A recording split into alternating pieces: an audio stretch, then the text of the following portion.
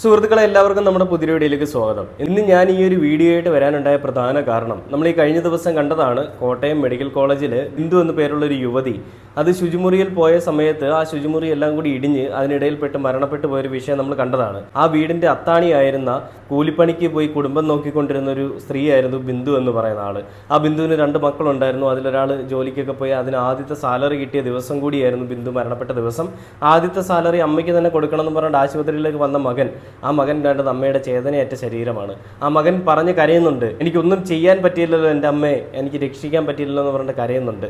അപ്പോൾ അങ്ങനെയുള്ള വിഷയങ്ങളെല്ലാം നമ്മളിപ്പോൾ ഇന്നും ഇന്നലെയായിട്ടൊക്കെ കണ്ടുകൊണ്ടിരിക്കുകയാണ്. അപ്പോൾ ഇതിലൊക്കെയും ഈ പറയുന്ന നമ്മുടെ സർക്കാർ കാണിച്ച നിലപാട് എന്താണെന്നും നമ്മുടെ ആരോഗ്യമന്ത്രിയും അതേപോലെ തന്നെ VN വാസവനൊക്കെ എന്താണ് പറയുന്നത് എന്നുള്ളത് നമ്മൾ പലപ്പോഴും കേട്ടിട്ടുണ്ട്. പക്ഷേ എന്നാലും ഞാൻ കണ്ട വ്യത്യസ്തമായ ഒരു കാര്യമാണ്. മാധ്യമപ്രവർത്തകർ എല്ലാവരും കൂടി ഇന്നലെ വീണ ജോർജിനെ പൊതിഞ്ഞ് സംസാരിക്കുകയുണ്ടായി. ശ്രീമതി വീണ ജോർജ് അവിടെ അവർക്ക് മുന്നിൽ പേപ്പറൊക്കെ കാട്ടിയിട്ട് ഇങ്ങനെയാണ് സംഭവങ്ങൾ, നിങ്ങൾ പറയുന്ന പോലെ അല്ല, നിങ്ങൾ വളച്ചൊടിക്കാൻ ശ്രമിക്കരുത്, ഇങ്ങനെയാണ്, ഇതാണ്, അതാണ് എന്നൊക്കെ പറഞ്ഞുകൊണ്ട് വലിയ പ്രസ്താവനകളൊക്കെ ആയിട്ട് വന്നു. നമുക്കറിയാം വീണ ജോർജിൻ്റെ അടുത്ത് എന്ത് ചോദിച്ചാലും ആദ്യം ഒരു റെക്കോർഡ് എടുത്ത് കാണിച്ചിട്ട് പറയും ഇതാണ് അവിടെ നടന്നത്, ഇതിന് മുൻപ് ഇങ്ങനെയായിരുന്നു, ഇതിന് ശേഷം ഇങ്ങനെയാണ്, ഇത് അങ്ങനെയുള്ള കാര്യങ്ങളൊക്കെ പറഞ്ഞുകൊണ്ടിരിക്കും, കുറേ സ്റ്റോറി പറയും. അപ്പോൾ അങ്ങനെയുള്ള സ്റ്റോറികൾ കഴിഞ്ഞ ദിവസവും ആവർത്തിച്ചിരുന്നു. അതിനുശേഷം നമ്മുടെ ശ്രീ ബഹുമാനീയനായ ആദരണീയനായ നമ്മുടെ കേരളത്തിൻ്റെ മുഖ്യമന്ത്രിയായിട്ടുള്ള പിണറായി വിജയൻ സഖാവിൻ്റെയും ഇടപെടലുണ്ടായി.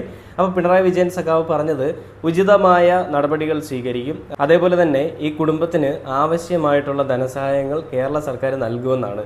അതേ സമയത്ത് തന്നെ ഈ ദുരന്തമുണ്ടായിട്ട് അതിനെപ്പറ്റി യാതൊരു വാക്ക് പോലും കമാന്നൊരക്ഷരം മിണ്ടാൻ പോലും നമ്മുടെ പിണറായി വിജയനോ അല്ലെങ്കിൽ അവരുടെ കൂട്ടത്തിലുള്ള ആളുകളോ കുട്ടി സഖാക്കന്മാരോ ശ്രമിച്ചില്ല. എന്തുകൊണ്ടാ? ഈ പറയുന്ന സഖാക്കന്മാരുടെയും അതേപോലെ തന്നെ ആരോഗ്യമന്ത്രിയുടെയും നമ്മുടെ സർക്കാരിൻ്റെയും സുരക്ഷാ സംവിധാനത്തിലൊക്കെ ഉണ്ടായ ഒരു വീഴ്ചയുടെ ഫലമായിട്ടാണ് ഇവരൊന്നും മിണ്ടാത്തത്. നമുക്ക് എല്ലാവർക്കും അറിയാം. അപ്പോൾ ഇതിൽ ഈ സംഭവങ്ങൾക്ക് ശേഷം അത് കോൺഗ്രസ് ആയിക്കോട്ടെ BJP ആയിക്കോട്ടെ പല സ്ഥലങ്ങളിൽ നിന്നുള്ള ഈ പിന്തുണ ഈ കുടുംബത്തിനുമായിട്ട് വന്നു. അങ്ങനെ VN വാസവനും നമ്മുടെ ആരോഗ്യമന്ത്രിയും ഒക്കെ ഒരുമിച്ചിരിക്കുന്ന ഒരു ചാനൽ ചർച്ചയിൽ ഈ പറയുന്ന മന്ത്രിയുടെ അടുത്ത് കുറേ ചോദ്യങ്ങൾ ചോദിക്കുന്നുണ്ട്. ഞാൻ ഈ കഴിഞ്ഞ ദിവസം ഇട്ടിരിക്കുന്ന വീഡിയോയിൽ അതുണ്ട്. അതിനുശേഷം ഈ ആരോഗ്യമന്ത്രിയോടുള്ള ചോദ്യങ്ങൾ ചോദിച്ചത് ഇഷ്ടപ്പെടാതെ VN വാസവൻ അടുത്തിരുന്നുകൊണ്ട് മാധ്യമങ്ങളെ ശകാരിക്കുന്ന ഒരു വീഡിയോ കൂടി ഇപ്പോൾ വന്നിട്ടുണ്ട്. അത് ഞാൻ ആ ഒരു വീഡിയോ പ്ലേ ചെയ്യാം. അതിനുശേഷം നമുക്ക് അതിനെപ്പറ്റി സംസാരിക്കാം. നിങ്ങൾ കുറച്ച് മര്യാദയ്ക്ക് സംസാരിക്കുന്ന നല്ലതാണ്. നമ്മുടെ മിനിസ്റ്ററോട് സംസാരിച്ച ഭാഷ ഞാൻ കേട്ടു. ഉണ്ടാകുമെന്ന് പരിശോധിച്ചല്ലേ പറയാൻ പറ്റൂ. നിങ്ങൾ മുൻപതിയോട് കൂടി എന്നെ കൊണ്ട് ഉണ്ടാകും അറിയിപ്പിക്കാനാണ് ശ്രമിക്കുന്നത് എനിക്കറിയാം. കണ്ടില്ലേ അയാളുടെ ഒരു ചിരി കണ്ടില്ലേ?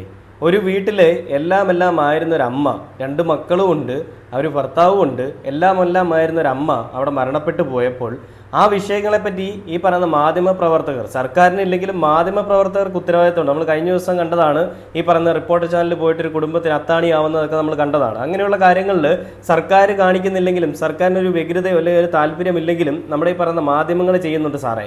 ആ മാധ്യമങ്ങൾക്ക് ചോദ്യം ചെയ്യാനുള്ള അവകാശവുമുണ്ട്. കാരണം നിങ്ങൾ ചെയ്യുന്നതിനേക്കാൾ കൂടുതൽ പണികൾ അവർ ചെയ്യുന്നുണ്ട്. അവർ വെള്ളയിട്ട് നാട് മുടിക്കാൻ നടക്കുന്നില്ല. അവർ ചെയ്യേണ്ട കാര്യങ്ങൾ വ്യക്തമായിട്ട് പറയുകയും ചെയ്യുകയൊക്കെ ചെയ്യുന്നുണ്ട്. ഇവരുള്ളത് കൊണ്ട് മാത്രമാണ് നമ്മുടെ സമൂഹത്തിൽ ഇന്നും നല്ല കാര്യങ്ങൾ നടന്നു പോകുന്നത്. അല്ലെങ്കിൽ എല്ലാവരും ഈ പറയുന്ന ചെറ്റത്തരം കാണിച്ചുകൊണ്ടിരിക്കുകയുള്ളൂ. അപ്പോൾ അങ്ങനെയുള്ള കാര്യങ്ങളിൽ വാസവൻ പറഞ്ഞിട്ട് ചിരിക്കുന്ന ഒരു കാര്യം ഇതാണ്. നിങ്ങളൊരു മന്ത്രിയുടെ അടുത്ത് ചോദിക്കേണ്ട ചോദ്യമാണോ നിങ്ങൾ ചോദിച്ചത്? നിങ്ങൾ ചെയ്തത് ശരിയല്ല കേട്ടോ എന്ന് പറഞ്ഞിട്ട് ചിരിയാണ്, ഭയങ്കര ചിരി, അടക്കി പിടിക്കാൻ പറ്റാത്ത ചിരി. അങ്ങനെ ചിരിച്ചുകൊണ്ട് പറയാണ് അതങ്ങനെ ചെയ്യുന്നത് ശരിയല്ല. ആരെയാണ് നിങ്ങൾ ഭീഷണിപ്പെടുത്തുന്നത്? ചോദ്യം ചെയ്യുന്നവരെ നിശബ്ദരാക്കുന്ന രാഷ്ട്രീയമൊക്കെ ഉണ്ടല്ലോ, അതൊക്കെ അങ്ങ് കയ്യിൽ വെച്ചാൽ മതി. 2 മടക്കി കുത്തിയിട്ടെ മടിക്കുത്തിന് താഴെ അങ്ങ് വെച്ചാൽ മതി. ഇങ്ങോട്ട് കൊണ്ടുവരേണ്ട വാസവൻ സാറേ. ഇനി തെറ്റ് കണ്ടു കഴിഞ്ഞാൽ ചോദ്യം ചെയ്യുക തന്നെ ചെയ്യും. അതിനുള്ള ഉത്തരം തരാൻ വേണ്ടിയിട്ടാണ് നിങ്ങളെപ്പോലെയുള്ള ആളുകളെ ഞങ്ങൾ ജയിപ്പിച്ച് അവിടെ ഇരുത്തിയിരിക്കുന്നത്. അങ്ങനെ ചോദിക്കുമ്പോൾ അല്ലെ ചോദ്യങ്ങൾ വരുമ്പോൾ അസഹിഷ്ണുത കാണിക്കാനാണെങ്കിൽ നിങ്ങൾ ഈ വോട്ട് ചോദിച്ചു വരുന്ന സമയത്ത് എന്തുകൊണ്ട് നിങ്ങൾ ഇങ്ങനെ പറഞ്ഞില്ല? അയ്യോ എനിക്ക് ചോദ്യത്തെ പേടിയാണ് കേട്ടോ, എൻ്റെ അടുത്ത് ചോദ്യം ചോദിച്ചാൽ ഞാൻ പ്രതികരിക്കും, അതുകൊണ്ട് നിങ്ങൾ പറയണം ആരും എൻ്റെ അടുത്ത് ചോദ്യം ചോദിക്കരുത്. വോട്ടുകൾ ചോദിച്ച് തിണ്ണ കയറി നിരങ്ങി ഇറങ്ങുമ്പോൾ നിങ്ങൾ ആരും വിചാരിച്ചിട്ടില്ലേ ഈ പറയുന്ന ചോദ്യങ്ങൾ ജനങ്ങൾക്ക് ചോദിക്കാൻ പറ്റും, അല്ലെങ്കിൽ ഒരു ദിവസം ചോദിക്കും എന്നുള്ളത്? അങ്ങനെ ചോദ്യങ്ങൾ ചോദിക്കുമ്പോൾ എന്തുകൊണ്ടാണ് നിങ്ങൾക്ക് ഇത്ര അസഹിഷ്ണുത?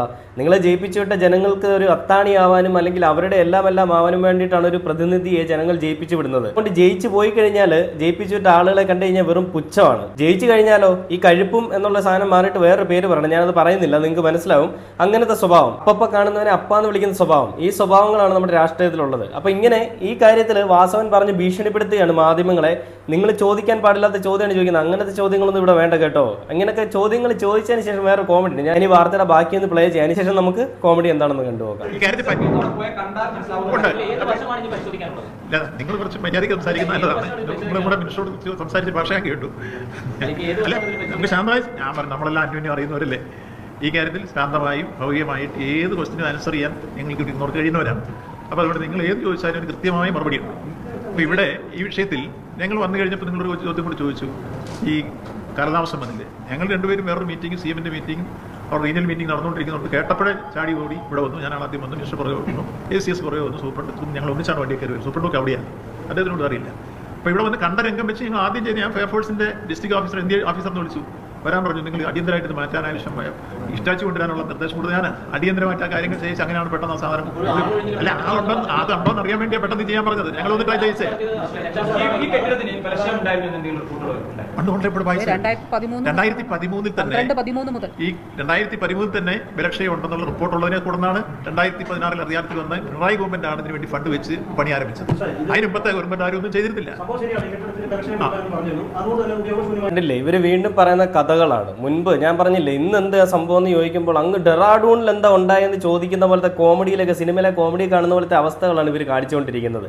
അപ്പോൾ ഇതിൽ ഞാനിപ്പോൾ പിന്നീട് കണ്ടൊരു വാർത്തയാണ്, നമ്മുടെ കേരളത്തിലുള്ള സർക്കാർ ആശുപത്രികൾ വേണ്ട രീതിയിലാണ് പ്രവർത്തിക്കുന്നതെന്ന് പറഞ്ഞുകൊണ്ട് ഡോക്ടർ ഹാരിസിനെ കുറ്റപ്പെടുത്തി സംസാരിച്ച നമ്മുടെ മുഖ്യമന്ത്രിയുടെ നിലപാടൊക്കെ നമ്മൾ കണ്ടതാണ്. അപ്പോൾ തിരുവനന്തപുരത്ത് അല്ലെങ്കിൽ കേരളത്തിലുള്ള എല്ലാ ഗവൺമെൻറ് ഹോസ്പിറ്റലുകളും നല്ല രീതിയിൽ കാര്യക്ഷമമായിട്ട് വർക്ക് ചെയ്യുന്നുണ്ട്. എല്ലാ അത്യാധുനിക സൗകര്യങ്ങളുമുള്ള എല്ലാ എക്യുപ്മെൻസും ഉണ്ട്, എല്ലാം നല്ല വൈദഗ്ധ്യമുള്ള ഡോക്ടേഴ്സാണ് ഉള്ളതെന്നൊക്കെ പറഞ്ഞിട്ടും നമ്മുടെ കേരള മുഖ്യൻ, ഞാൻ നേരത്തെ പറഞ്ഞു അദ്ദേഹം അമേരിക്കയിലേക്കൊക്കെയാണ് ചികിത്സയ്ക്ക് പോകുക, അല്ലെങ്കിൽ ചെന്നൈയിലേക്ക്.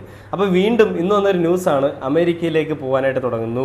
അതൊക്കെ ഓരോരുത്തരുടെ ഇഷ്ടമാണ്, ഓക്കെ. പക്ഷേ ജനങ്ങളാൽ തിരഞ്ഞെടുക്കപ്പെട്ട ജനങ്ങളുടെ ഒരു ക്യാപ്റ്റനായിട്ടൊരു വ്യക്തി ഈ പറയുന്ന നമ്മുടെ മെഡിക്കൽ കോളേജുകളെല്ലാം എല്ലാവർക്കും വേണ്ടി സജ്ജീകരിച്ച് വെച്ചിരിക്കുന്നതാണ്, അത് ഫുൾ സജ്ജീകരിച്ചതാണ്, എല്ലാ എക്യുപ്മെൻസും ഉണ്ടെന്ന് പറയുമ്പോഴും ആ എക്യുപ്മെൻറ്റ്സ് ഒന്നും ഇവരാരും ഉപയോഗിക്കുന്നില്ല. ഞാൻ നേരത്തെ ഒരു വീഡിയോയിൽ പറഞ്ഞു, പൊതു ബാത്റൂം പണിതിട്ടിട്ട് ആ ബാത്റൂമിൽ പോവാതെ മറ്റുള്ള ബാത്റൂം, സ്വന്തം വീട്ടിലെ ബാത്റൂമിൽ പോവുകയോ അല്ലെങ്കിൽ അല്ലാണ്ട് പോവുകയോ ചെയ്യുന്ന ആളുകൾ, അവിടെ ജോലി ചെയ്യുന്നവരാണെങ്കിൽ പോലും അവരതിൽ പോകാറില്ല, നമ്മളെല്ലാവരും കണ്ടിട്ടുള്ള എന്ന് പറയുന്ന പോലത്തെ അവസ്ഥയാണ്. അതായത് മെഡിക്കൽ കോളേജുകളെല്ലാം സർവ്വ സജ്ജീകരണങ്ങളോടുകൂടി അത്യാധുനിക രീതിയിൽ പണി കഴിപ്പിച്ചിട്ടുള്ളതാണെങ്കിലും അവിടെ പോകാൻ നമ്മുടെ സർക്കാരിലുള്ള എല്ലാവർക്കും പേടിയാണ്, അവർക്ക് പോകാൻ താല്പര്യമില്ല. ചെറിയ ചെറിയ ആളുകൾ, ചെറിയ ചെറിയ കുട്ടി നേതാക്കളൊക്കെ പോകും, ബാക്കിയുള്ളവർ പോവില്ല. അതാണ് നമ്മളിവിടെ കാണുന്നത്. വല്ലാത്ത കഷ്ടം തന്നെയാണ് കേട്ടോ. ഇത്രയും നാണം കെട്ട ഒരു ആളിങ്ങനെ നമ്മുടെ ചരിത്രത്തിൽ ഉണ്ടായിട്ടുണ്ടോ എന്ന് എനിക്കറിയില്ല. ജനങ്ങളാൽ തിരഞ്ഞെടുക്കപ്പെട്ട, ജനങ്ങളെ സേവിക്കേണ്ട സർക്കാർ ഇങ്ങനത്തെ പരിപാടികൾ ചെയ്യുമ്പോൾ എന്താണെന്ന് അതിന് മനസ്സിലാവുന്നില്ല. ഇപ്പം ഞാൻ നേരത്തെ പറഞ്ഞ കോമഡി എന്തെന്ന് വെച്ചാൽ, ഈ സംഭവങ്ങളെല്ലാം ഉണ്ടായതിനു ശേഷം ശ്രീമതി വീണ ജോർജിൻ്റെ അടുത്ത് മാധ്യമങ്ങൾ ഒരുപാട് ചോദ്യങ്ങളൊക്കെ ചോദിച്ചില്ല. അപ്പോൾ ഈ ചോദ്യങ്ങളെല്ലാം ചോദിച്ചപ്പോൾ ഈ നമ്മുടെ വീണ ജോർജിന് ദേഹാസ്വാസ്ഥ്യമുണ്ടായി, അതായത് അറ്റാക്കാണെന്ന് തോന്നുന്നു. അപ്പോൾ അങ്ങനെ ഉണ്ടായി, പുള്ളിക്കാരിയെ ഹോസ്പിറ്റലിലേക്ക് കൊണ്ടുപോയി. ഈ പറയുന്ന ചോദ്യങ്ങളൊന്നും ഫേസ് ചെയ്യാനായിട്ട് പറ്റുന്നുണ്ടായിരുന്നില്ല. അപ്പോൾ അങ്ങനെ പുള്ളിക്കാരി ആശുപത്രിയിലേക്ക് കൊണ്ടുപോയി അഡ്മിറ്റ് ചെയ്തു. പിന്നീട് വലിയ പ്രശ്നമൊന്നുമില്ല, ആരോഗ്യനില തൃപ്തികരമാണെന്നൊക്കെയാണ് പറഞ്ഞത്. അപ്പം എന്തെങ്കിലും ഒരു പ്രശ്നം വന്നു കഴിഞ്ഞാൽ ആ പ്രശ്നങ്ങളെ ഫേസ് ചെയ്യാൻ പറ്റാതെ വരുമ്പോൾ അവർ കണ്ടുപിടിക്കുന്ന ഒരു മാർഗ്ഗമാണ്, ആളുകളെ പ്രതികളാക്കി ചേർക്കുന്നുണ്ടെങ്കിൽ അവർ ലഹരിക്ക് അടിമയാണ്, അല്ലെങ്കിൽ അവർക്ക് ബോധമുണ്ടായിരുന്നില്ല, അവർ ഭ്രാന്താണെന്നൊക്കെ പറഞ്ഞുകൊണ്ട് മാറ്റുന്നത് പോലെ നമ്മുടെ രാഷ്ട്രീയത്തിലുള്ള ആളുകളുടെ ഒരു കളിയാണ്. അതായത് എന്തെങ്കിലും ചോദ്യം ചോദിച്ച് ഉത്തരം മുട്ടിക്കഴിയുമ്പോഴേക്കും ദേഹാസ്വാസ്ഥ്യമാണ്, പിന്നീട് ആശുപത്രിയിൽ അഡ്മിറ്റ് ചെയ്യും, പിന്നെ ആ ഒരു ന്യൂസിൽ അങ്ങനെ അങ്ങ് പോകും, പിന്നെ അതിനെപ്പറ്റി റിപ്ലൈ കൊടുക്കാനായിട്ട് ഭയങ്കര ക്ഷീണമായിരിക്കും, അതുകൊണ്ട് റിപ്ലൈ കൊടുക്കില്ല എന്ന് പറയുന്ന പോലെ നമ്മുടെ ആരോഗ്യമന്ത്രി തടി തപ്പിപ്പോൾ അങ്ങോട്ട് പോയിട്ടുണ്ട്. പക്ഷേ പാർട്ടിക്കകത്തും പാർട്ടിക്ക് പുറത്തും വീണ ജോർജ് എന്ന് പറയുന്ന ആ മന്ത്രിയെ പറ്റിയോ അല്ലെങ്കിൽ ആ ഒരു സ്ത്രീയെ പറ്റിയോ അല്ലെങ്കിൽ ആ ഒരു വ്യക്തിത്വത്തിനെ പറ്റിയോ നല്ല അഭിപ്രായങ്ങളൊന്നുമില്ല. പാർട്ടിക്കകത്തുള്ളവർ തന്നെ പറയുന്നുണ്ട് ആരോഗ്യമന്ത്രിയുടെ ഭാഗത്തുനിന്ന് വീഴ്ച വന്നിട്ടുണ്ട്, അത് അന്വേഷിക്കുക തന്നെ വേണം, ആരോഗ്യമന്ത്രി ചെയ്ത് ശരിയായിട്ടില്ല എന്നുള്ള കാര്യങ്ങൾ എല്ലാവരും പറയുന്നുണ്ട്. പക്ഷേ അപ്പോഴും ആരോഗ്യമന്ത്രിക്കോ അല്ലെങ്കിൽ ആരോഗ്യമന്ത്രിയെ സപ്പോർട്ട് ചെയ്ത് നിർത്തുന്ന നമ്മുടെ കേരള മുഖ്യമന്ത്രിക്കോ ഒന്നും പറയാനില്ല. അവർ പറയുന്നത് എന്തായാലും അതിന് അവർക്ക് ആവശ്യമായിട്ടുള്ള തുക കൊടുക്കുമെന്ന്, എന്തോ ഒരു പിച്ചക്കാശ് കൊടുക്കുന്ന പോലെയാണ്, എന്തോ യാചിച്ച് ചോദിച്ചതുപോലെയാണ്. അവർക്ക് കൊടുക്കേണ്ട നിങ്ങളുടെ കടമയാണ് സർക്കാർ, അല്ലാണ്ട് നിങ്ങൾ പറയുന്ന വലിയ ത്യാഗം ചെയ്യുന്ന പോലെ ഒന്നും പറയേണ്ട ആവശ്യമൊന്നുമില്ല. ഇപ്പോൾ ഉമ്മൻചാണ്ടിയുടെ മകനായിട്ടുള്ള ചാണ്ടി ഉമ്മനൊക്കെ അവർ 5 ലക്ഷം രൂപ കോൺഗ്രസിൻ്റെ ഭാഗത്തുനിന്ന് കൊടുക്കാമെന്ന് പറഞ്ഞിട്ടുണ്ട്, BJP അതുപോലെ പറഞ്ഞിട്ടുണ്ട്. ഇപ്പോൾ നമ്മുടെ കമ്മ്യൂണിസ്റ്റിൻ്റെ ഭാഗത്തു നിന്നുള്ള എന്താണെന്ന് അറിയില്ല, കാശ് കൊടുക്കുന്നതിലല്ലല്ലോ കാര്യം.